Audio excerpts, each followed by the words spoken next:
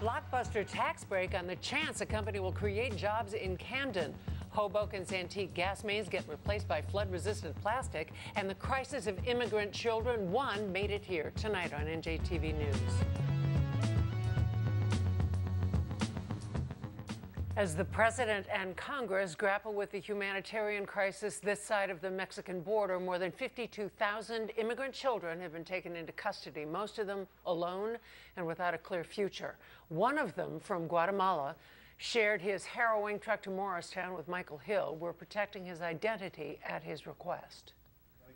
At 15, Jose, that's not his real name, made the decision to leave his family and home in Guatemala. One reason, he says, a gang was trying to recruit or kidnap him or a younger sister, and one night tried to break in his house. It could have been a break-in, or they could have tried to kidnap one of them to try to get ransom money. Jose says another reason is domestic violence. His dad had a mistress, and Jose would defend his mother from his dad's punches and kicks, but of course some would land on Jose.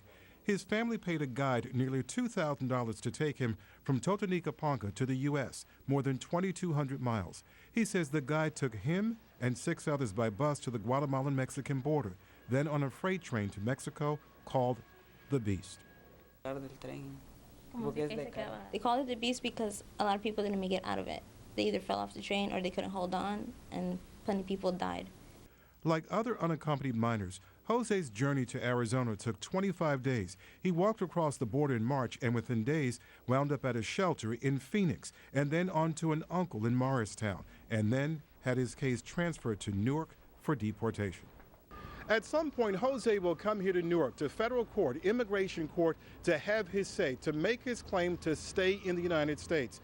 And his attorney says he has a good, legitimate reason or two to stay put. Folks like Jose are, both in terms of being a victim of domestic violence and expecting that the police would come. I mean, it's outlandish to consider if some of the things he described happened here in Morristown and there was a phone call to the police, they'd be here in a New York minute, but not in Guatemala. All of the burden of proof falls on Jose. His lawyer will ask for asylum, knowing this case has substantial hurdles. Immigration law, though, is like walking on the sidewalk where the game is. If you step on a crack, you may lose the game. New Jersey Citizens for Immigration Control says stop the invasion, hold expedited hearings, and roll up the welcome mat. Deport them. There should be an expedited, this is a crisis situation, and they should be treated humanely. They should be deported humanely. But Jose says all that he's endured to get here should allow him to stay, but it will be up to an immigration judge to decide whether he's proven his case. In Newark, Michael Hill, NJTV News.